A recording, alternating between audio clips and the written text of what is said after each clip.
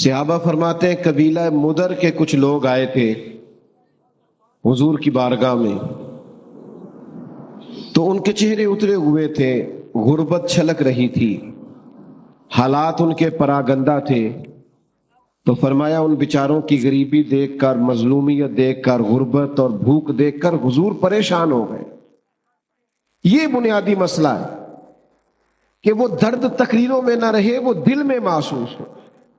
سرکار پریشان ہو گئے اور نبی پاک علیہ السلام نے سیدنا بلال حبشی رضی اللہ تعالیٰ عنہ سے فرمایا آذان پڑھیں۔ حضرت بلال نے نماز کے لیے آذان پڑھی، حضور نے جماعت کرائی اور پھر صحابہ کی توجہ دلائی کہ اپنے بھائیوں کی مدد کرو۔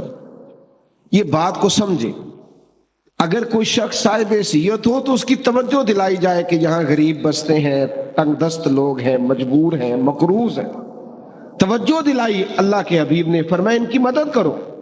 فرمایا جب وہ آئے تو ان کے چہرے اترے ہوئے تھے، حالات پراگندہ تھے،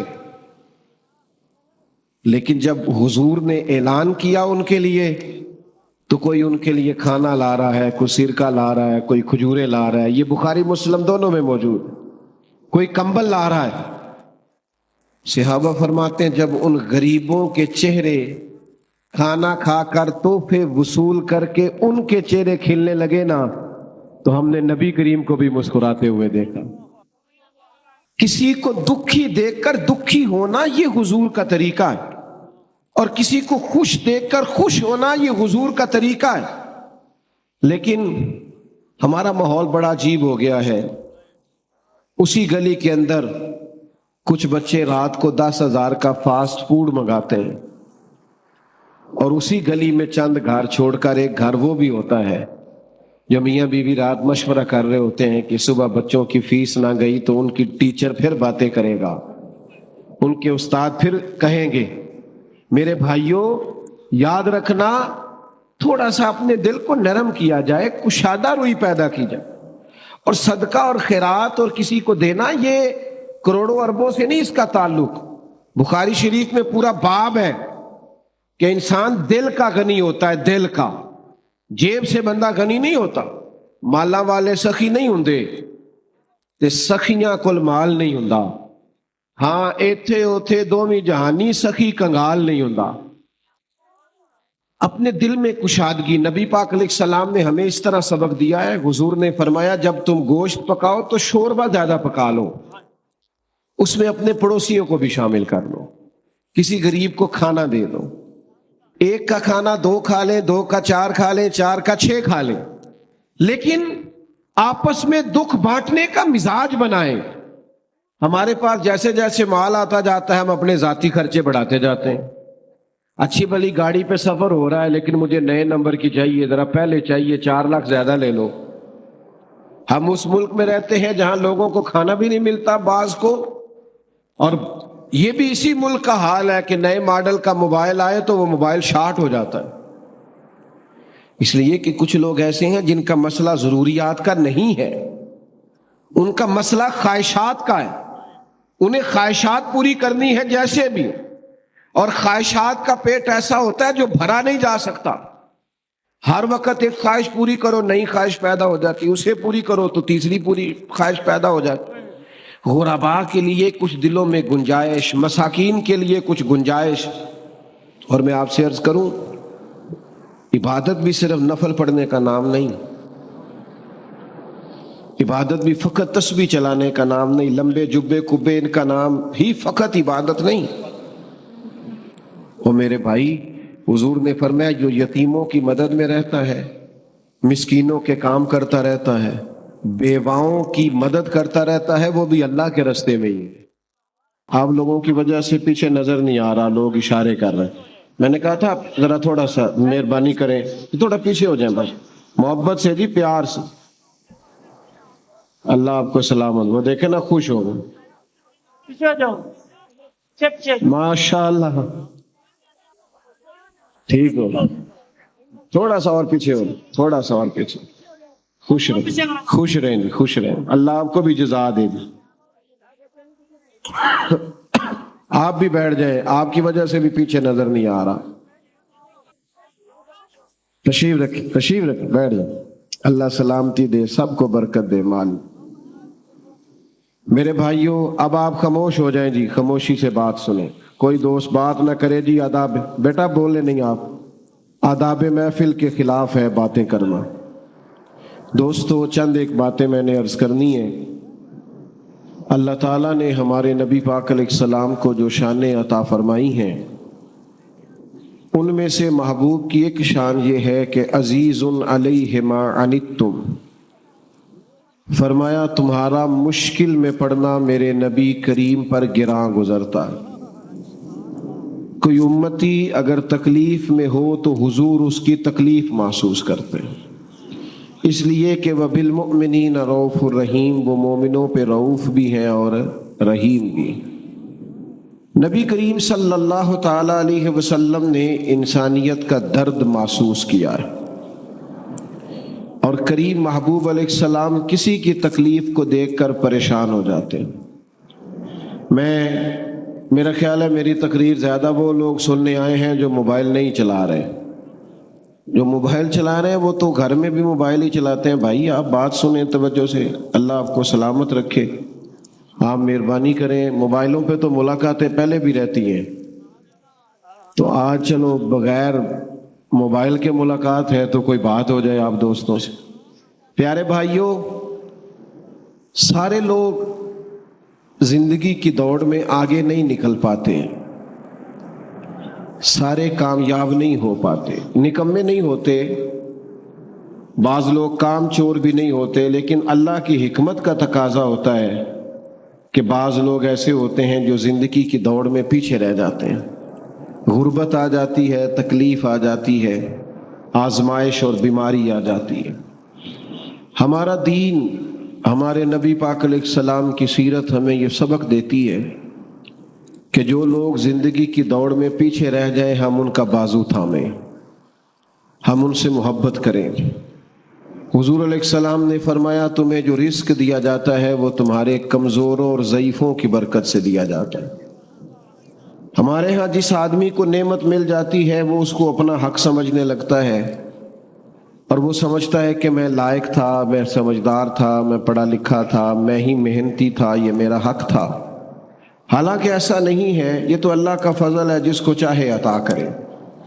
اپنے دل میں دوسروں کے لیے نرمی رکھنا, ظاہر ہے جس کی آپ مدد کر رہے ہیں, جس کے ساتھ آپ تعاون کر رہے ہیں, جس سے آپ پیار کر رہے ہیں, وہ ایک انسان ہی ہے. انسانوں میں غلطیاں ہوتی ہیں, کمزوریاں ہوتی ہیں, سستیاں ہوتی ہیں, غفلتیں ہوتی ہیں. کرنے کا کام یہ ہے کہ ہم اپنے دل کو کشادہ کریں. ہمیں ہمارے نبی رحمت صلی اللہ تعالی علیہ وسلم نے جس نیکی کا حکم دیا ہے وہ یک طرفہ نیکی ہے. نیکیاں تجارت نہیں ہوتی کہ سامنے والا کرے گا تو پھر میں بھی کروں گا. نیکی یک طرفہ ہے. آپ بھی اگر بیٹھ سکتے ہیں تو بھائی بیٹھ جائیں, آپ لوگ جو کھڑے ہیں. اللہ آپ کو سلامتی عطا کرے. اگر تشریف رکھیں گے تو اچھا رہے گا, بیٹھ جائیں جی, اللہ برکت عطا فرمائے. تو نبی پاک صلی اللہ تعالی علیہ وسلم نے ہمیں یک طرفہ نیکی کا کہا. معنی کیا ہے؟ کوئی کرے نہ کرے ہم نے نیکی کرنی ہے, کوئی شکریہ ادا کرے نہ کرے ہم نے نیکی کرنی ہے, کوئی اس کا احسان مانے نہ مانے ہم نے نیکی, کیونکہ بندے دیکھ کر نیکی نہیں کرنی, اللہ کی رضا دیکھ کر نیکی کرنی. آپ دیکھیے نبی پاک علیہ السلام کا مقدس طریقہ کیا ہے. قبیلہ بنو آراش کا ایک شخص مکہ مکرمہ اپنے کچھ اونٹ بیچنے کے لیے لایا تھا. چھوٹا سا تاجر تھا, دیہاتوں سے وہ جانور خرید کے شہروں میں بیچا کرتا تھا. تو وہ چند اونٹ بیچنے کے لیے مکے میں لایا تو اس بیچارے کے نصیب کے اونٹ اس سے ابو جہل نے خرید لیے. اب یہ دور وہ دور تھا جس دور میں وہ نبی پاک علیہ السلام کی بڑی شدید مخالفت کر رہے تھے, حالات بڑے سخت تھے. ابو جہل نے وہ اونٹ خرید لی. اب وہ شخص کہتا ہے میرے پیسے دو, کہتا صبح لے لینا, صبح جاتا ہے کہتا شام آنا, شام جاتا ہے کہتا صبح آنا. غریب آدمی تھا, کل سرمایہ ہی جب اجڑ جائے تو بندہ کدھر جائے. بڑا تڑپا, لوگوں سے کہنے لگا یہاں سردار لوگ کہاں بیٹھتے ہیں, آج بھی کسی کو کسی چودھری سے سردار سے کام پڑ جائے تو وہ فون ہی نہیں اٹھاتا، وہ کہتا ہے میں مصروف تھا، میں بیزی تھا۔ اور آپ کے حالات خراب ہونے ابھی پوری طرح شروع بھی نہیں ہوتے کہ آپ کے نمبر بلاک ہونے شروع بھی ہو جاتے ہیں۔ حالات ابھی پوری ساری عمر ہی آٹا گد ہے تے لکھاں کیتے نہیں پیڑے، اب وقت آیا ہی تے محمد بخشا کوئی نہیں ہو بیٹھا نیڑے، چھوڑ جاتے ہیں لوگ، توجہ ہی نہیں کرتے۔ تو وہ شخص کہتا ہے کوئی شخص میری داد رسی کو تیار نہ تھا، توجہ رکھیں جی، کوئی تیار ہی نہ تھا۔ میں نے پوچھا چودھری کہاں ہے؟ تو کہا یہ جو عصر کے بعد ٹولیاں بنا کے بیٹھے ہیں نا حرم مکہ میں، یہ سردار لوگ ہیں۔ تو وہ شخص کہتا ہے میں ان لوگوں کے پاس آیا، میں نے ان سے کہا یار میں غریب آدمی ہوں، میری مدد کرو۔ کس نے پیسے دبائے ہیں؟ جب میں نے ابو جہل کا نام لیا تو انہیں تو سانپ سونگ گیا، بہت بڑا بدماش تھا، کون اس سے بات کرے؟ یہ ظالم پتہ ہے مضبوط کیسے ہوتے ہیں کہ جب وہ کسی اور پر ظلم کر رہے ہوتے ہیں تو ہم مظلوم کا ساتھ نہیں دیتے، پھر ظالم طاقتور ہو جاتا ہے۔ ہم اپنے بچے سے کہتے ہیں اندر سے کنڈی لگا لے، یہ ہماری آگ نہیں، حالانکہ پڑوسیوں کی آگ اس لیے بھی بجھا دینی چاہیے کہ اگر ان کی نہ بجھائی تو کہیں ہمارے گھر بھی نہ آ جائے۔ توجہ نہیں کرتے، ظالم مضبوط ہو جاتے ہیں۔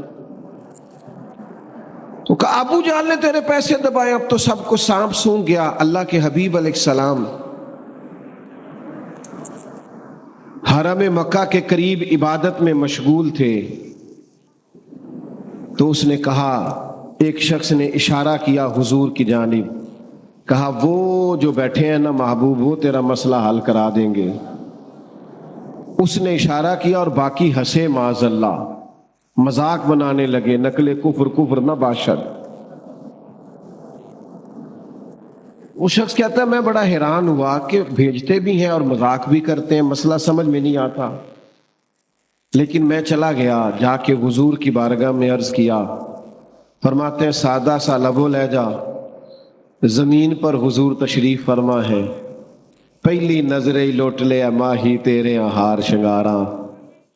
فرماتے ہیں نبی کریم صلی اللہ علیہ وسلم نے میری بات سنی، نہ قبیلہ پوچھا، نہ برادری پوچھی، نہ تعارف پوچھا، قربان جاؤں محبوب فرمانے لگے چل میں تیرے ساتھ چلتا ہوں۔ وہ جو وہاں بیٹھے تھے سردار، انہوں نے ایک بندہ بھیجا، کہا ساتھ جا کے دیکھو وہاں بھلا کیا بات ہوتی ہے۔ حضور تشریف لائے، وہ شخص کہتا ہے سارے رستے تو نظریں جھکی رہی، محبوب دھیمے دھیمے انداز میں میرے سوالوں کے جواب دیتے رہے، لیکن جب ابو جہل کا دروازہ آیا، حضور نے دستک دی، وہ باہر آیا، تو پھر میں نے اپنے نبی کی نظروں کو اٹھتے ہوئے دیکھا، پھر چہرے پہ جلال دیکھا، پھر میں نے نبوت کا دبدبا دیکھا، مظلوم کے ساتھ کھڑے ہونے میں حضور کا عروج دیکھا۔ کریم فرمانے لگے شرم نہیں آتی، غریب کے پیسے دبا گیا ہے، لا اس کے پیسے۔ اس پر تو گویا کپ کپی طاری ہو گئی، کہنے لگا میں ابھی لے کے آیا، دوڑا گیا، اس کے پیسے لایا، اللہ کے رسول نے پیسے اسے دیے، اس نے شکریہ ادا کیا۔ سرور کائنات صلی اللہ تعالی علیہ وآلہ وسلم وہاں سے رخصت ہوئے۔ وہ جو جاسوس بھیجا تھا نا، اس سے پوچھا بعد میں وہاں سرداروں نے کہ کیا بنا، کہنے لگے یار تم بڑا سردار کہتے تھے، اس کے تو ہوش ہی اڑ گئے حضور کو دیکھ کے، اس کی تو حواس باختہ ہو گیا ہے وہ نبی کریم کو دیکھ کے، حالت ہی خراب ہو گئی، فوراً پیسے لے آیا ہے اور فوراً لا کے دے دیے۔ ابو جہل سے پوچھا تجھے کیا ہوا تھا، تو ویسے بڑی ڈینگے مارتا ہے، ہوا کیا؟ تو کہنے لگا ہونا کیا تھا، پتہ نہیں محبوب کے ساتھ کون سی طاقتیں تھیں، جب وہ آئے ہیں تو مجھ پر روب طاری ہو، اور میں نے فوراً پیسے ادا کرنے میں عافیت سمجھی۔ بھائیو، کسی مظلوم کی مدد کرنی ہے، کسی غریب کے ساتھ کھڑا ہونا ہے، قبیلے میں، برادری میں، خاندان میں اگر ہمیں پتہ چل گیا ہے کہ فلاں کی زیادتی ہے اور فلاں مظلوم ہے، میری طرف دیکھیں جی، اب آپ مہربانی کریں، اب چھوڑیں ساری چیزوں کو، جو چل رہا ہے وہ چلے گا، آپ توجہ کریں، چند ایک باتیں آپ سے ہو جائیں۔ ہمیں ہمیشہ مظلوموں کی داد رسی کرنی ہے، یہ ہمارے نبی کا درس ہے۔ ہمیں پتہ ہوتا ہے خاندان کے اندر مظلوم کون ہے، زیادتی کون کر رہا ہے، پر ہم یہ دیکھتے ہیں پیسے کدھر زیادہ ہیں۔ ہمیشہ بھاری اور وزنی پارٹی وہ ہوتی ہے جہاں پیسے زیادہ ہوتے ہیں، انصاف کے لیے کھڑے نہیں ہوتے۔ ایک حدیث پاک سنانے لگا ہوں، اسے یاد رکھیے گا۔ اللہ کے حبیب علیہ السلام نے فرمایا قیامت والے دن رب کریم فرمائے گا فلاں جگہ حق بات کہنے کی ضرورت تھی، تم نے کیوں نہیں کہی؟ اللہ فرمائے گا وہاں ضرورت تھی کہ تم حق بولتے، کیوں نہیں بولا؟ تو بندہ عرض کرے گا مالک میں لوگوں سے ڈر گیا تھا۔ تو حضور فرماتے ہیں رب کریم فرمائے گا میرا زیادہ حق نہیں تھا تو مجھ سے ڈرتا، تجھے مجھ سے ڈرنا چاہیے تھا، تو لوگوں سے ڈر گیا۔ تو ایک تو جی توجہ فرمائیے گا، تو ایک تو یہ ہے کہ مظلوم کی داد رسی کی جائے، اور دوسرا یہ ہے کہ ہمیشہ خوش اس وقت ہوا جائے جب کوئی خوش ہو، دوسروں کی خوشی کو محسوس کر کے انسان خوش ہو۔ جب وہ کسی تکلیف زدہ آدمی کو دیکھو تو اسے بھی تکلیف ہو، اور جب وہ دیکھے کہ کوئی خوش ہو گیا ہے تو پھر دل کو خوشی نصیب ہو۔ صحابہ فرماتے ہیں قبیلہ مدر کے کچھ لوگ آئے تھے حضور کی بارگاہ میں، تو ان کے چہرے اترے ہوئے تھے، غربت چھلک رہی تھی، حالات ان کے پراگندہ تھے۔ تو فرمایا ان بیچاروں کی غریبی دیکھ کر، مظلومیت دیکھ کر، غربت اور بھوک دیکھ کر حضور پریشان ہو گئے۔ یہ بنیادی مسئلہ ہے کہ وہ درد تقریروں میں نہ رہے، وہ دل میں محسوس ہو۔ سرکار پریشان ہو گئے، اور نبی پاک علیہ السلام نے سیدنا بلال حبشی رضی اللہ تعالیٰ عنہ سے فرمایا آذان پڑھیں۔ حضرت بلال نے نماز کے لیے آذان پڑھی، حضور نے جماعت کرائی، اور پھر صحابہ کی توجہ دلائی کہ اپنے بھائیوں کی مدد کرو۔ یہ بات کو سمجھے، اگر کوئی شخص صاحب حیثیت ہو تو اس کی توجہ دلائی جائے کہ یہاں غریب بستے ہیں، تنگ دست لوگ ہیں، مجبور ہیں، مقروض ہیں، توجہ دلائی۔ اللہ کے حبیب نے فرمایا ان کی مدد کرو۔ فرمایا جب وہ آئے تو ان کے چہرے اترے ہوئے تھے، حالات پراگندہ تھے، لیکن جب حضور نے اعلان کیا ان کے لیے تو کوئی ان کے لیے کھانا لا رہا ہے، کوئی سرکہ لا رہا ہے، کوئی کھجورے لا رہا ہے، یہ بخاری مسلم دونوں میں موجود ہے، کوئی کمبل لا رہا ہے۔ صحابہ فرماتے ہیں جب ان غریبوں کے چہرے کھانا کھا کر تحفے وصول کر کے ان کے چہرے کھلنے لگے نا، تو ہم نے نبی کریم کو بھی مسکراتے ہوئے دیکھا۔ کسی کو دکھی دیکھ کر دکھی ہونا یہ حضور کا طریقہ ہے، اور کسی کو خوش دیکھ کر خوش ہونا یہ حضور کا طریقہ ہے۔ لیکن ہمارا ماحول بڑا عجیب ہو گیا ہے۔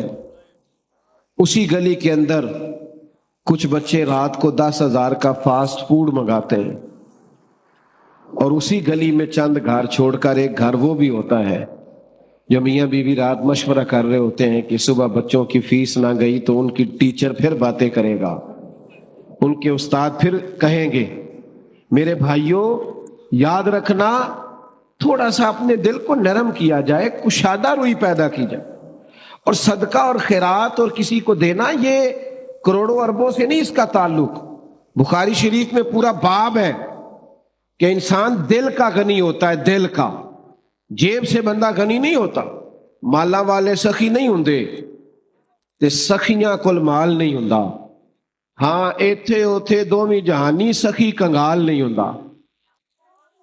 اپنے دل میں کشادگی، نبی پاک علیہ السلام نے ہمیں اس طرح سبق دیا ہے۔ حضور نے فرمایا جب تم گوشت پکاؤ تو شوربہ زیادہ پکا لو، اس میں اپنے پڑوسیوں کو بھی شامل کر لو، کسی غریب کو کھانا دے دو، ایک کا کھانا 2 کھا لیں، 2 کا 4 کھا لیں، 4 کا 6 کھا لیں، لیکن آپس میں دکھ بانٹنے کا مزاج بنائیں۔ ہمارے پاس جیسے جیسے مال آتا جاتا ہے ہم اپنے ذاتی خرچے بڑھاتے جاتے ہیں۔ اچھی بھلی گاڑی پہ سفر ہو رہا ہے لیکن مجھے نئے نمبر کی چاہیے، ذرا پہلے چاہیے، 4 لاکھ زیادہ لے لو۔ ہم اس ملک میں رہتے ہیں جہاں لوگوں کو کھانا بھی نہیں ملتا بعض کو، اور یہ بھی اسی ملک کا حال ہے کہ نئے ماڈل کا موبائل آئے تو وہ موبائل شارٹ ہو جاتا ہے، اس لیے کہ کچھ لوگ ایسے ہیں جن کا مسئلہ ضروریات کا نہیں ہے، ان کا مسئلہ خواہشات کا ہے، انہیں خواہشات پوری کرنی ہے جیسے بھی، اور خواہشات کا پیٹ ایسا ہوتا ہے جو بھرا نہیں جا سکتا۔ ہر وقت ایک خواہش پوری کرو نئی خواہش پیدا ہو جاتی، اسے پوری کرو تو تیسری پوری خواہش پیدا ہو جاتی۔ غربا کے لیے کچھ دلوں میں گنجائش، مساکین کے لیے کچھ گنجائش۔ اور میں آپ سے عرض کروں، عبادت بھی صرف نفل پڑھنے کا نام نہیں، عبادت بھی فقط تسبیح چلانے کا نام نہیں، لمبے جبے کبے ان کا نام ہی فقط عبادت نہیں۔ وہ میرے بھائی، حضور نے فرمایا جو یتیموں کی مدد میں رہتا ہے، مسکینوں کے کام کرتا رہتا ہے، بیواؤں کی مدد کرتا رہتا ہے، وہ بھی اللہ کے راستے میں ہی ہے۔ یہاں کوئی شخص انتقال کر جائے نا، سرکاری ملازم، بچے چھوٹے ہیں، بیوہ عدت میں، اس کو صرف پینشن اپنے نام منظور کرانی ہونا تو سینکڑوں چکر عدت کی حالت میں لگانے پڑتے ہیں دفتروں میں۔ جائز کام ہے، کوئی اس میں ایسی عذر والی بات نہیں، لیکن ہمارا مزاج بن گیا کال لانا، ہماری طبیعت بن گئی۔ بالکل درست کام ہے، ہو سکتا ہے، لیکن ہمارا ایک مزاج ہے کہ ہم کسی کام کو بر وقت نہیں کرتے، توجہ نہیں دیتے، اپنی ذمہ داریوں کا احساس نہیں پیدا کرتے۔ خدا را میرے بھائیوں، اپنے دلوں میں دوسروں کے لیے گنجائش، اور یہ بھی عبادت ہے بھوکے کو کھانا کھلانا۔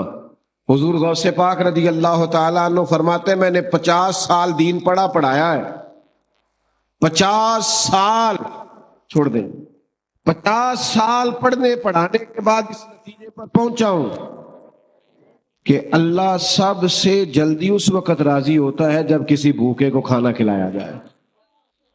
اور آیا فرمایا کرتے تھے رب کبھی مجھے خزانوں کا مالک کرے تو میں خزانے اس کی مخلوق کو کھانا کھلانے پہ خرچ کر۔ میرے بھائی، تھوڑا سا نا پیچھے پلٹ کے دیکھیں، تھوڑا سا اپنے دائیں بائیں دیکھیں، تھوڑا سا اپنی سائڈوں پر توجہ کریں۔ ہمارے ہاں اب تو خیر سے ختم بڑا مہنگا ہوتا ہے، چونکہ ناز کا بندہ مہنگا منگا لینا، ختم بڑا مہنگا ہو جاتا ہے، قاری صاحب بڑے مہنگے، بند ہو گئے۔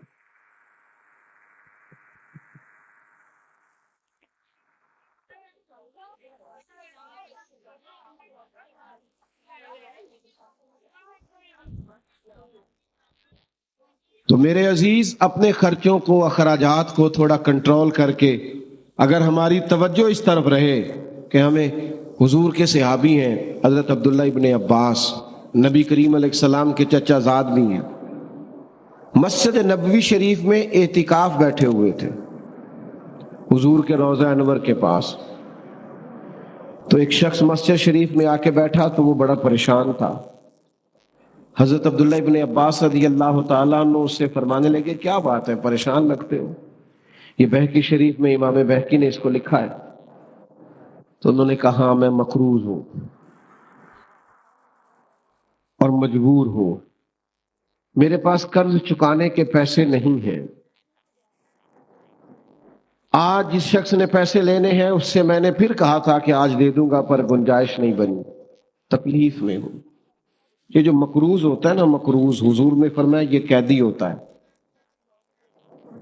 مقروض کی مدد کرنی چاہیے۔ شریعت اسلامیہ کہتی ہے اس پر خرچ کرو، اس کی جان چھڑاؤ، اس کی گردن آزاد کرا دو، تمہاری توجہ ہو، تم تھوڑا اس کے لیے نرم رکھو اپنے رویے کو۔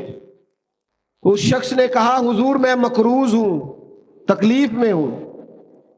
حضرت عبداللہ ابن عباس رضی اللہ تعالیٰ عنہ فرمانے لگے میں اگر تیرے ساتھ چلوں تو تیرا مسئلہ حل ہوتا ہے؟ کہنے لگا حضور آپ چلیں تو پھر تو کیا ہی بات ہے، آپ کو زیادہ توجہ کرنی پڑے گی میری بات پر۔ حضرت عبداللہ ابن عباس نے جوتے پہنے اور مسجد سے باہر آ گئے۔ وہ شخص کہنے لگا حضور ٹھہریے ٹھہریے ٹھہریے، آپ تو اعتکاف میں۔ آپ فرمانے لگے مجھے بھی پتا ہے میں اعتکاف میں ہوں۔ تو دیکھو حضور اعتکاف چھوڑ کے آ گئے۔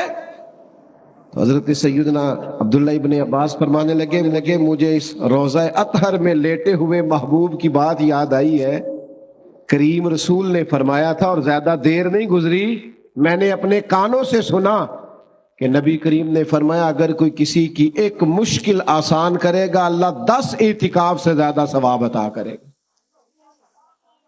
یہی ہے ذوق عبادت کی انتہا ساغر۔ غم حیات کے ماروں کا احترام کرو۔ او بھائیو، کسی کی مدد کرنا، کسی کے کام آنا، دکھ سکھ میں کسی شخص کے ساتھ شریک ہونا، اس کے لیے اپنے سینے کو کشادہ کرنا، پیار کرنا، محبت کرنا، اس کو سیکھنا چاہیے، اپنے دل کے اندر اس کے لیے جذبہ پیدا کرنا چاہیے۔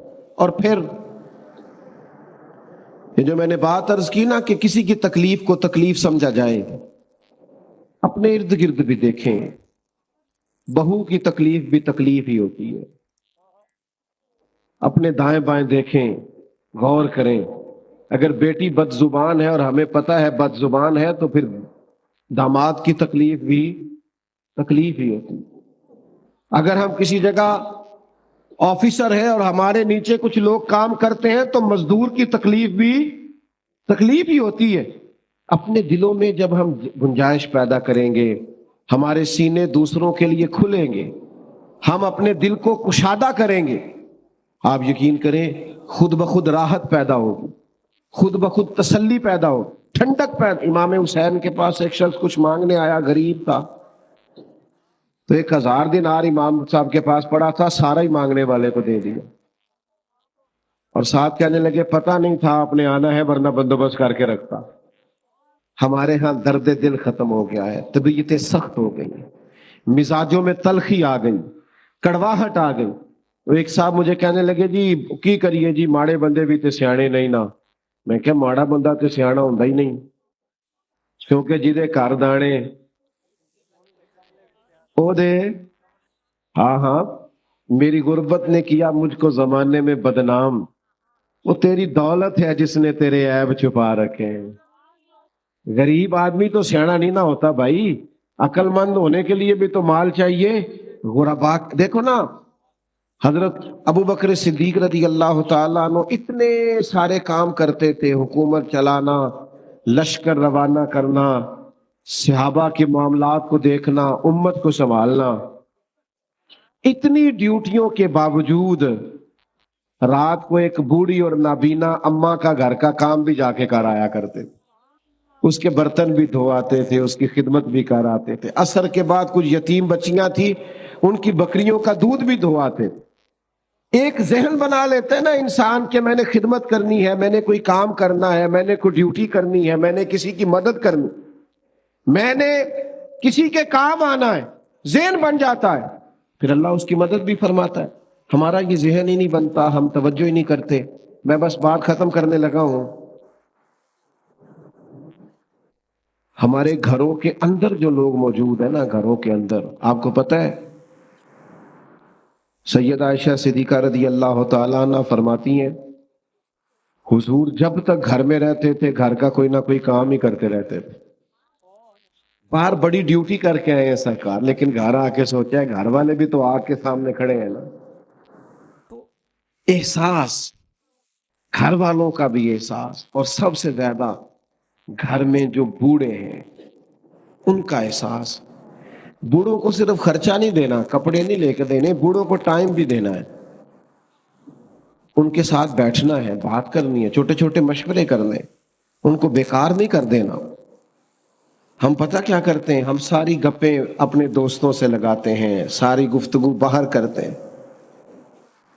کبھی کبھی ابا جی کو کرو نا ٹیلی فون اور کہو آج کھانا نہ کھائیے گا، میرے آنے تک میرا دل کرتا ہے آپ کے ساتھ بیٹھ کے روٹی کھاؤں۔ کبھی کبھی اماں سے کہو نا اماں میرا دل کرتا ہے آج تیرے ہاتھ کی روٹی کھانی ہے۔ دیکھنا ان کو اس دن دوائی نہیں کھانی پڑے گی، سکون کی نیند آئے گی۔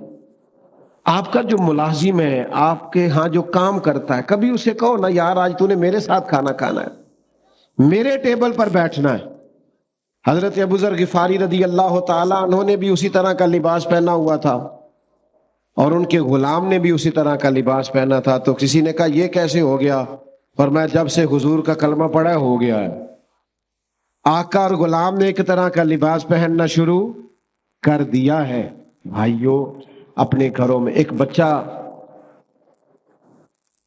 حضور کے ساتھ، حضور اس کے ساتھ محبت کر رہے تھے، پیار کر رہے تھے، تو ایک شخص کہنے لگا آپ بچوں سے بڑی محبت کرتے، میں تو ٹائم نہیں دیتا۔ یہ بھی مسئلہ ہوتا ہے نا، کچھ لوگ کہتے ہیں جی میں بچے جانے ان کی اماں جانے، جی آپ بڑا ٹائم دیتے، میں تو نہیں بچوں سے اتنا پیار کرتا۔ حضور فرمانے لگے اگر اللہ نے تیرے دل سے رحمت نکال لی ہے تو میں کیا کروں، مجھے تو اس نے رحمت للعالمین بنایا ہے۔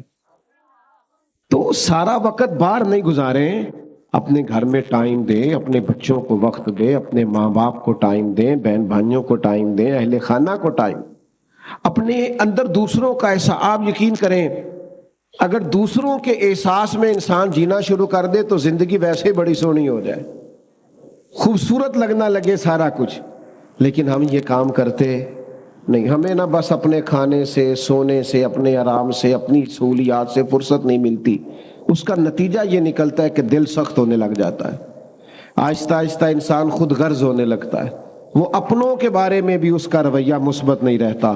تو یہ چند ایک گزارشات اس لیے آپ کی خدمت میں عرض کی ہیں کہ اپنے دلوں کو ہم نے نرم کرنا ہے، مطمئن رکھنا ہے۔ حضور علیہ السلام کی یہ جو خوبصورت زندگی کا پہلو ہے کہ نبی پاک دوسروں کو پریشان دیکھ کر پریشان ہو جاتے تھے، حضور دوسروں کو سکھی دیکھ کر خوش ہو جاتے تھے، اس پہلو پر ہم نے غور کرنی ہے۔ تھوڑا سا نا اپنے لیول کو سنجیدہ کرنے کی ضرورت ہے، تھوڑا سا صرف دوسروں کے لیے سوچنے کی ضرورت ہے۔ اگر انسان کا، وہ امام غزالی فرمایا کرتے، او تو بانٹنے کا ذوق تو پیدا کر، اللہ بانٹنے کی توفیق بھی عطا کر دے گا۔ تو شوق تو پیدا کرنا، تیرے اندر شوق ہی نہیں تو شوق پیدا کریں۔ اللہ تعالی ہماری حاضری کو قبول فرمائے، اللہ تعالی اس محفل کو اپنی بارگاہ میں مستجاب اور قبول فرمائے۔